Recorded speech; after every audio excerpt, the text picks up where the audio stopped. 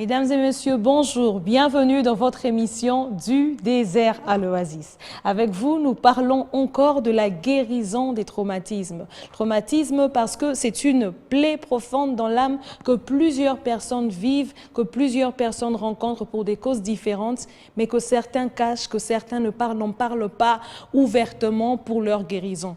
Nous en parlons aujourd'hui. La dernière fois, nous avons parlé avec vous de la dépendance affective qui est aussi un facteur de traumatisme dans la vie de plusieurs individus, même de ceux qui sont adultes. Aujourd'hui, nous abordons particulièrement, le thème de la violence dans le couple et la violence dans le couple marié. Pourquoi? Parce que cette violence peut être issue d'un traumatisme, mais aussi cause les traumatismes dans la vie des hommes et des femmes. Et cette violence n'est pas toujours abordée ouvertement. Plusieurs personnes les cachent et se retrouvent blessées à l'intérieur. Nous en parlons aujourd'hui avec l'évangéliste Léonard Kiswangi. Évangéliste, bonjour. Bonjour, Madame Jebimas. C'est vraiment un réel plaisir de vous retrouver sur ces plateaux. Je suis très heureuse de vous voir enfin. Et nous bénissons le Seigneur pour ça. Et nous espérons que vous êtes très bien portant. Tout à fait. Et la grâce du Seigneur est vraiment sur nous. Amen. Alors, évangéliste Kiswangi, qu'entendez-vous par violence dans le couple marié? Mais vous faites bien de souligner l'élément couple marié, parce qu'il y a des violences qui peuvent être ça et là, mais nous focalisons l'attention sur les couples parce que nous croyons que le foyer marié, donc là où il y a un homme et une femme mariés, devrait être les jardins d'amour, devrait être l'oasis de paix.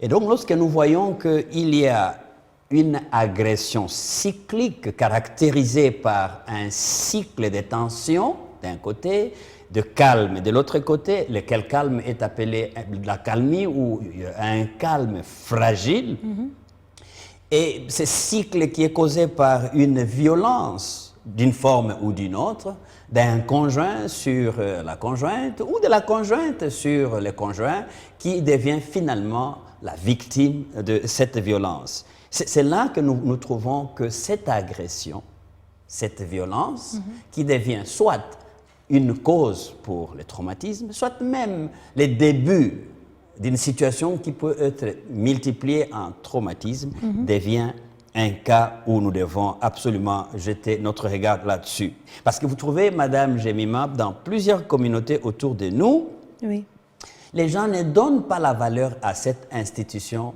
de Dieu, le mariage chrétien.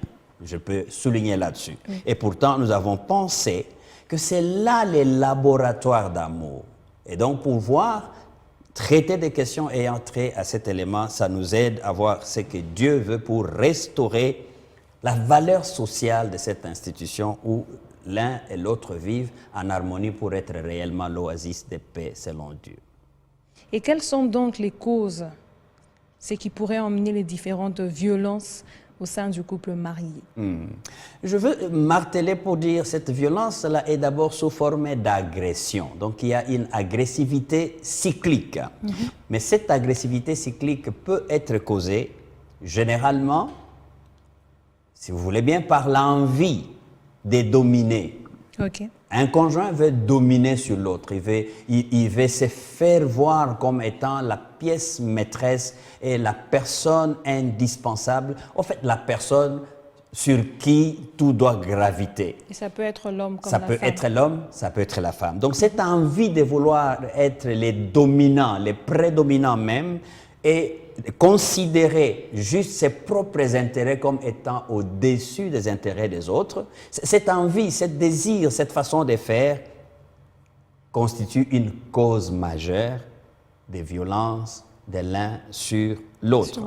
Mais nous avons aussi une autre cause majeure.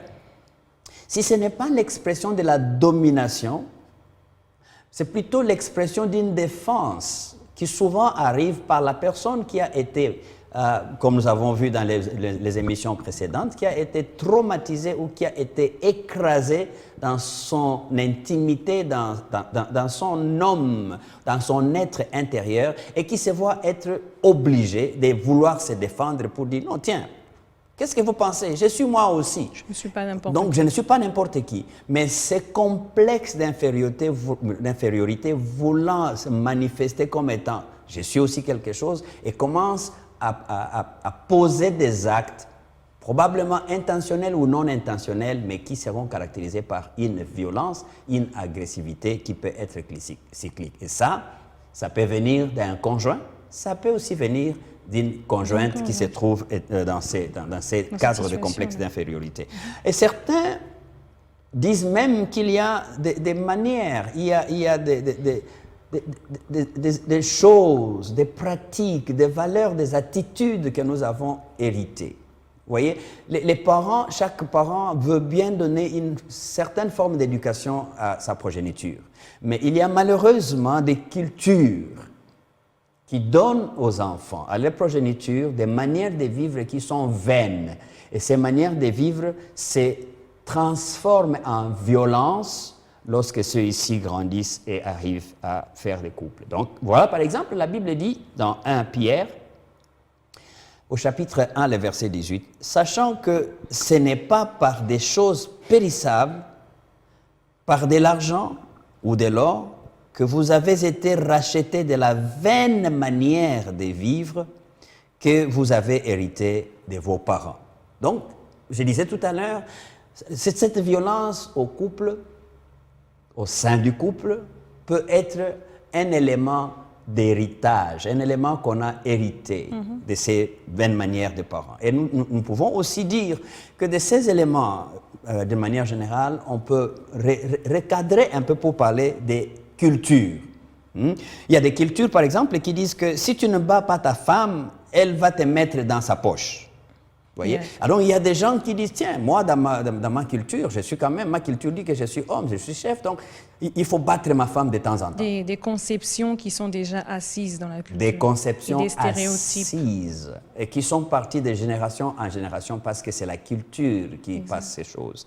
Et là, vous voyez là une cause permanente des violences dans certaines cultures, au point où certaines femmes, parlant de la dépendance, trouvent que si se passe 2 mois, elle n'a pas été battue par son mari, elle veut vérifier si son mari continue à l'aimer. Elle va créer une situation et il y a la violence, elle est battue, ou elle bat son mari, comme nous avons dit tout à l'heure que la violence peut être d'un conjoint ou à l'autre. Donc voilà, ça c'est en partie les causes que nous avons recensées, mais il y a aussi, nous ne voulons pas nous voiler la face, la religion.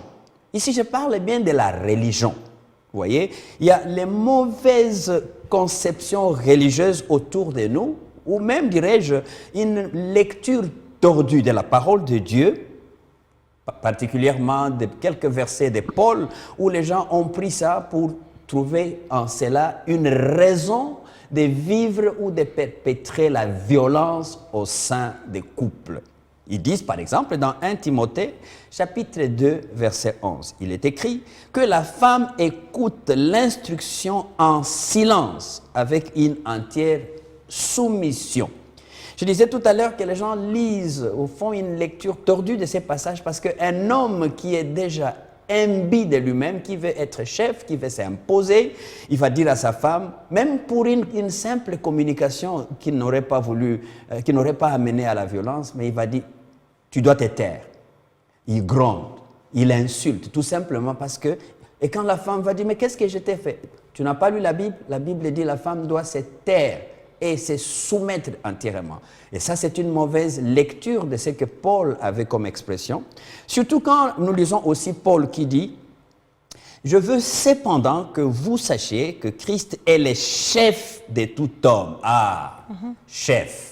Et à ce moment-là, la mauvaise lecture aussi de ces concepts chef de l'homme sur la femme semble donner un permis, semble donner libre parcours à ceux qui veulent continuer à violenter leur conjoint ou leur conjointe en se disant, voilà, c'est l'homme qui est le chef.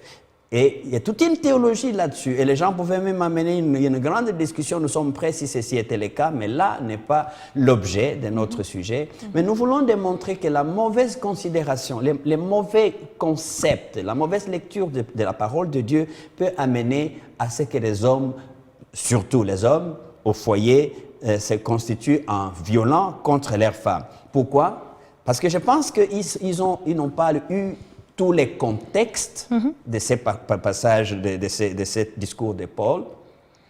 Et pourtant, s'ils avaient bien lu 1 Corinthiens au chapitre 11, le verset 3, ils auraient aussi compris que Dieu est le chef de Christ. Et si Dieu est le chef de Christ,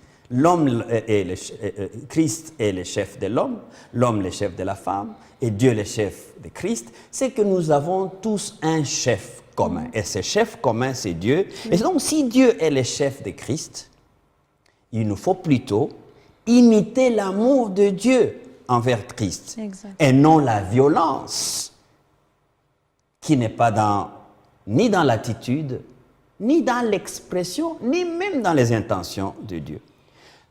Voilà la même Bible, si vous voulez bien, ça je parle plutôt à ceux qui ont mal lu la parole de Dieu et qui se sont établis en chef. La parole de Dieu, la même parole de Dieu dit, les rois des nations les tyrannisent. Tyranniser, c'est appliquer la violence sur les autres, sur les sujets que l'on croit dominer. Et pourtant, quand ils les dominent et les écrasent, on les appelle des bienfaiteurs. Et pourtant, c'est vraiment, ils devaient plutôt être appelés des malfaiteurs. Et ils n'en sont pas tellement conscients, vous voyez.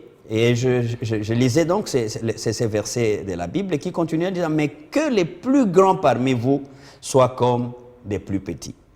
Et que celui qui gouverne comme celui qui sert. » En bref, l'ignorance de cette valeur-là, n'est-ce pas, des chefs, de l'homme chef sur la femme, cette ignorance fait agir certaines personnes en violent alors qu'ils devaient considérer cette valeur du conjoint ou de la conjointe comme étant la personne créée à l'image de Dieu, à la ressemblance de Christ, pour pouvoir chercher plutôt la paix, chercher plutôt l'harmonie à la place de la violence sous prétexte religieux.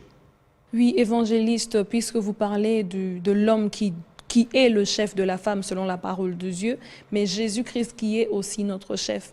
Alors, selon la parole de Dieu, c'est quoi être chef? Si cette question de chef est une raison de violence dans le couple, alors comment nous devons comprendre le terme chef dans le couple?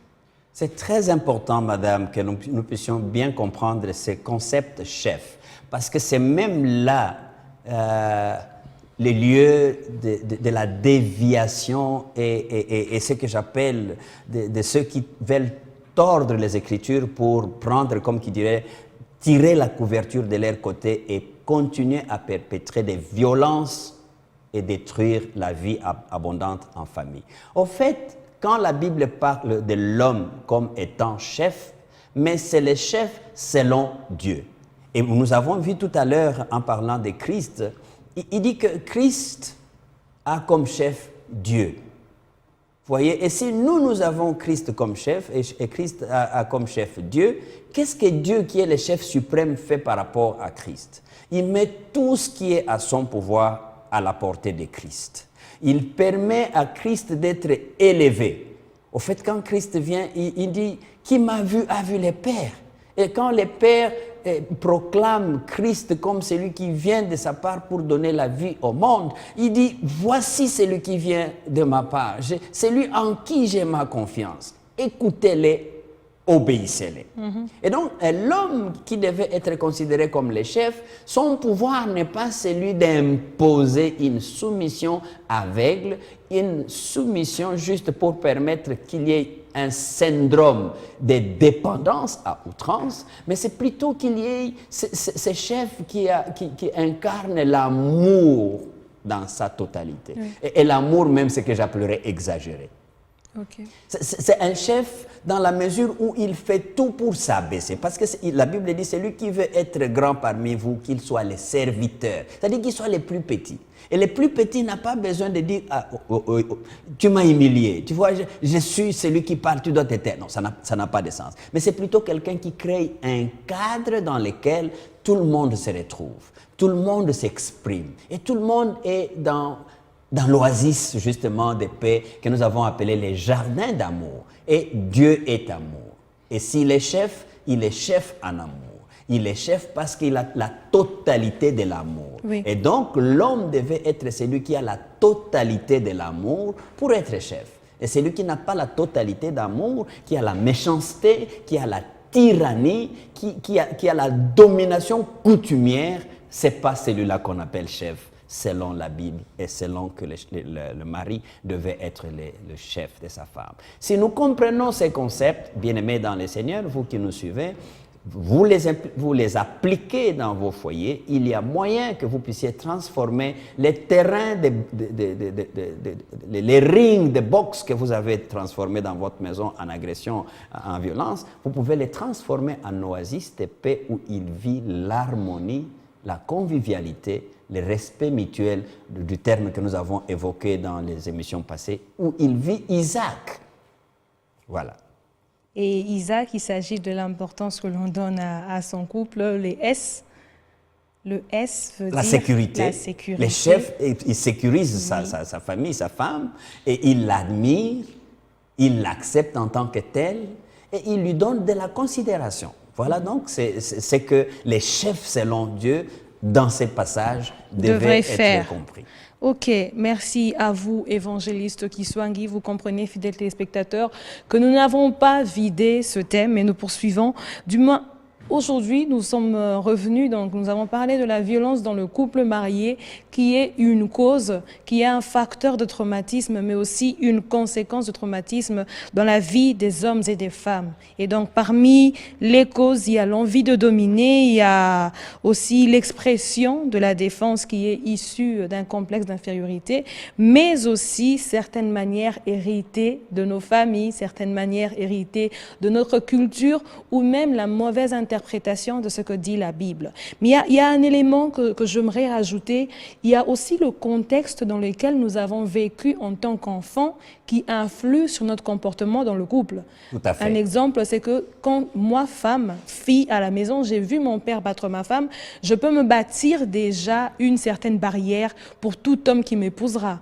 Dans le sens où tu ne peux jamais me dominer. Moi, je n'emmène pas peut-être la bagarre, mais je bâtis déjà une barrière et qui constitue la violence. Mais ce que tu évoques là, c'est encore un champ très vaste. Mais je peux aborder ça en donnant un exemple. Il y a une fille qui a grandi dans une famille de 5 enfants, dont elle est l'unique fille. Oui. Alors tout le monde dans la famille était en train de considérer que quand on est homme, on a les études, quand on est homme, on est respecté et tout ça. Elle a dit non, ça ne peut pas être comme ça. Elle a commencé à faire tout le contraire.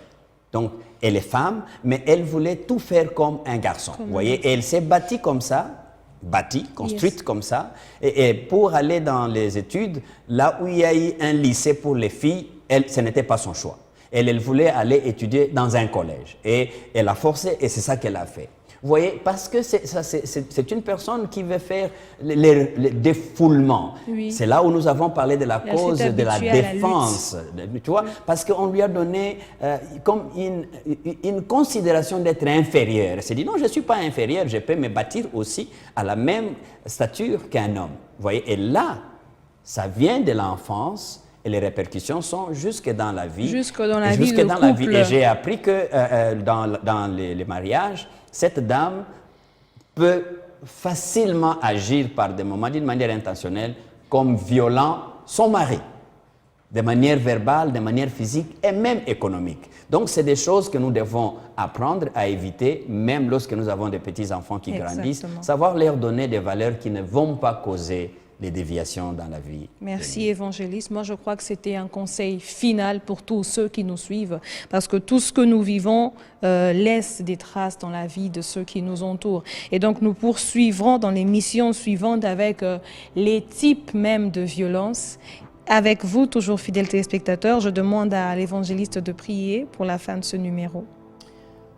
Éternel, 3 fois saint, nous voulons être reconnaissants de ce que tu es celui qui nous aime, qui connaît tous les détails de notre vie. Tu as tout pourvu pour que nous puissions vivre une vie abondante.